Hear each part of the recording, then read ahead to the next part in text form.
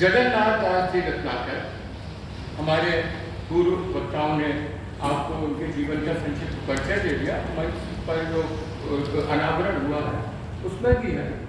तो देखो बंधु, जो बार बार बचपन की पढ़ाई की लिखाई की जो चर्चा क्यों करते हैं, इससे ये मतलब नहीं कि ये तो आप कहें कि हम तो सब जानते हैं।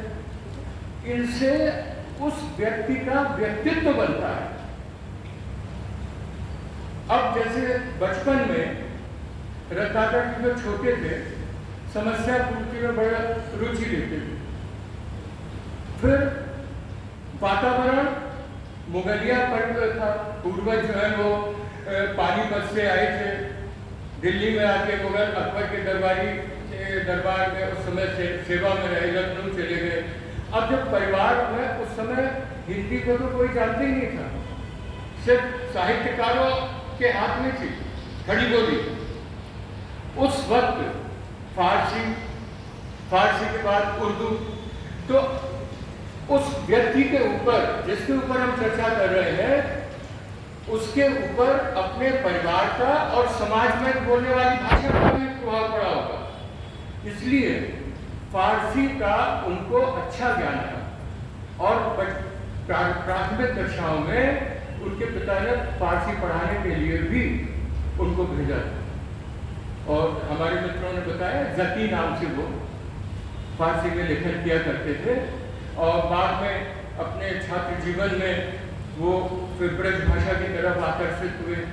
रसिक मंडल में जब वो पहुंचे तो इन ब्रज भाषा के प्रति उनका लगाव बढ़ा। रत्नाकर जी मात्र कवि नहीं थे, विविध साहित्य की विविध विधाओं के ज्ञाता थे। साहित्य में अनेक उन्होंने लेख लिखे, संपादन किया, आलोचना लिखी, सरस्वती जैसी पत्रिका के संपादन में योगदान दिया और सर्वोच्च साहित्यिक संस्थाओं की स्थापना, नागरिक प्रसारण जैसी संस्थाओं की स्थापना में भी उन्होंने सहयोग किया। ये तो उनका सामान्य परिचय। परंतु कवि होना और कवि होने के साथ साथ, एक तो वो कवि होते हैं जो केवल मतलब कवि काव्य शास्त्र से परिचित नहीं होते, काव्य के कला पक्ष से परिचित नहीं होते, पर कविता बहुत अच्छी लिख लेते हैं। बाद में हम उनमें से ढूंढते हैं अलंकार कहाँ थे, कौन से छंद में लिखा, क्या लिखा। रत्नाकर जी को भी बहुत ज्ञान था अलंकार छंदों का सब। और जब उन्होंने बहुत समय तो उनका इन्हीं गद्य पद्य में लेखन और संपादन में बीता। 1907 में जब BA किया, MA और फारसी में करना चाहते हैं। अब देखिए फारसी कितने बड़े विद्वान होंगे जिन्होंने जो MA फारसी में करने का सोच रहा है। लॉ करना तो पर पूरा नहीं हो पाया किसी पारिवारिक कारणों से। तो इसके बाद जब वो अयोध्या नरेश के प्राइवेट सेक्रेटरी हुए और उनकी मृत्यु के बाद वहां की महारानी के प्राइवेट सेक्रेटरी हुए, तब भी वो बहुत से अन्य कामों में व्यस्त रहे। 1920 से 1932 के बीच में 12 वर्ष का अगर आप समय देखें तो उत्कृष्ट रचना का सृजन रत्नाकर जी के कलम से हुआ। और उसमें जो सबसे प्रभावशाली, सबसे अधिक प्रचलित साहित्य में और जन सामान्य में भी हो सकती है जो है वह उनका उद्धव शतक। बड़ी विचित्र कथा है उद्धव शतक की। वो अपने छात्र जीवन से ही वो ब्रज भाषा में कृष्ण के ऊपर 2-2, 4-4 कवित्व लिखते रहते थे। इस तरह से लिखते लिखते इकट्ठे हो गए और फिर उन्होंने सोचा कि मैं इसको छपाऊंगा। पर वो बक्सा जिसमें उनका सब साहित्य रखा था वो लेके यात्रा कर रहे थे, शायद हरिद्वार जा रहे थे और बीच में बक्सा चोरी हो गया। सारे कवित्व लिखे हुए 80-87 चले गए।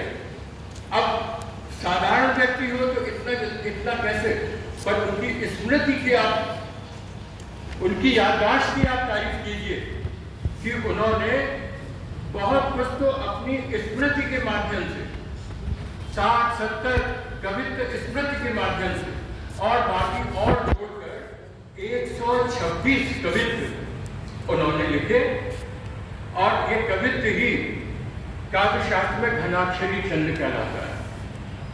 घनाक्षरी 8-8-8 मात्राएं, 8-8-8 वर्ण, 24 और अंत में 7 वर्ण, 31 वर्ण होते हैं। तो इस घनाक्षरी छंद में 126 उन्होंने घनाक्षरियां लिखी। और कैसी लिखी? आपने घनानंद जी को सुना होगा, कहते हैं कि लोग हैं नागे कवित्व बनावे तो मोहे तो मोरे कवित्व बनाओ। मेरे काव्य संग्रह का शीर्षक भी यही है, मोहे तो मोरे कवित्व बनाओ। कहा यह जाता है कविता बनती नहीं, कविता प्रयास से नहीं बनती, कविता अपने आप बन जाती है। जो घनीभूत पीड़ा थी मस्तक में स्मृति सी छाई, दुर्दिन में आंसू बनकर वो आज बरसने आई। और वही स्थिति इस उद्धव शतक का प्रारंभ होती है। कृष्ण मथुरा में राजकाज मिल गया, परंतु ब्रज की याद उन्हें भूले नहीं हो गई। गोपियों के बीच में जो किशोर अवस्था में, बाल अवस्था में, किशोर अवस्था में जो अकेलियन थे, वो छूटा नहीं जा रहा है। तो अपने मित्र सखा उद्धव को बुलाते हैं। उद्धव जो है आकर कृष्ण को, तो उसकी शुरुआत ही देखिए, पहला न्यात जमुना में जल जात एक देखो जात, जाको अध उरग अधिक मुरझाए। अध उरग माने सेकेंड हाफ, ऊपर का आधा मुरझाया हुआ दिखा और कृष्ण को एकदम स्मृति आ गई। अरे भाई देखो, हमारी गोपिकाओं का भी मैं समझता हूं कि ऐसे ही हमारे वियोग में ऐसा ही हाल हो रहा होगा, बहुत व्याकुल हो जाते हैं। अब यहां देखिए उद्धव शतक के काव्य पक्ष की विशेषता जो मैं व्यक्त कर रहा हूं उसको देखिए। अनुभाव, रस की निष्पत्ति में अनुभाव का बड़ा महत्व होता है। सात्विक अनुभाव, कायिक अनुभाव और ये सब 4-5 तरह के, और उन्हीं से संचारी जुड़ा होता है। तो अनुभाव रस में तो आपको पढ़ने के लिए बता दिए कि अपने आप व्यक्त होते हैं। अब उद्धव तो कह देते हैं अरे आप तो परम ज्ञानी हो, आप में सब में आपकी आत्मा परमात्मा आप में जो है वो आप उनमें है, गोपी आप में है। तो परंतु वो कहते हैं कि गोपी उद्धव मेरी एक बार, मेरी प्रार्थना है तुम एक बार गोकुल चले जाओ, उन गोपियों से मिलकर आओ। तो जब वो बोलने, वो कहते हैं उद्धव कहते क्या संदेश दे रहे हो बताओ। अब आप देखिए कितने ऐसे अनुभव आपको अन्य कवियों में नहीं मिलेंगे कि कह रत्नाकर बुझावन लगे यूं कान, उद्धव सो कह लगे तो ब्रज जुवतीन को, नेक कही बैनन अनेक कही नैनन सो, और रही सही सो कहती नहीं चीज। अगर प्रेम का अनुभव हुआ हो युवावस्था में, सबके अंदर ये अंतरण टूटते हैं, परिपक्व हो जाते हैं। तो अगर प्रेमी के लिए कोई संदेश अगर भेजना होता है तो उसे हृदय जो है विह्वल होता है। तो उस विह्वलता को कितना सरल तरीके से कि त्यों ही अधिकारी थे उमंग कंठ आयो बीच, नीर हुए बहन लागी बात किया बोलना चाह रहे थे, नहीं तो एकदम कंठ भाव विभजन हो जाए, कंठ रुद्ध होने लगता है और जो कुछ बोलना चाहते हैं वो आंखें कर देते हैं। तो ऐसे सुंदर अनुभव आपको उद्धव शतक में मिलेंगे। अब आप देखिए हमारा प्रिय, हमें बहुत प्रिय है व्यक्ति, हम बहुत दूर हैं और हम अचानक उसे याद करते हैं। उस व्यक्ति के अंदर, चाहे वो अमेरिका में बैठा हो, चाहे यूके में बैठा हो, चाहे हिंदुस्तान के किसी कोने में बैठा हो, उसके अंदर भी कुछ धनात्मक और ऋणात्मक ऊर्जा उस संचरित होने लगती है उस व्यक्ति से संबंधित। वो कहते हैं कि ब्रज में, जब वो कृष्ण कह रहे हैं तो ब्रज में सुदिन बार वृंद हरियाणे पे नीर को प्रवाह ब्रज में, यानी यहाँ तो वो दुखी हो रहे हैं, याद कर रहे हैं कृष्ण गोपियों को, और ब्रज में क्या हो रहा है? ब्रज में सुदिन बार वृंद हरियाणे, ब्रज में बड़ा अच्छा लग रहा है लोगों को, वहाँ के बच्चे बूढ़े, वहाँ की प्रकृति बड़ी हरी भरी हो रही है। क्यों हो रही है? उनको लग रहा है कि कोई उनका अत्यधिक प्रिय उन्हें याद कर रहा है। तो उस समय कि नीर को प्रवाह कान नैनन में तीर भयो, धीर भयो कूदो पर अचल रसाने।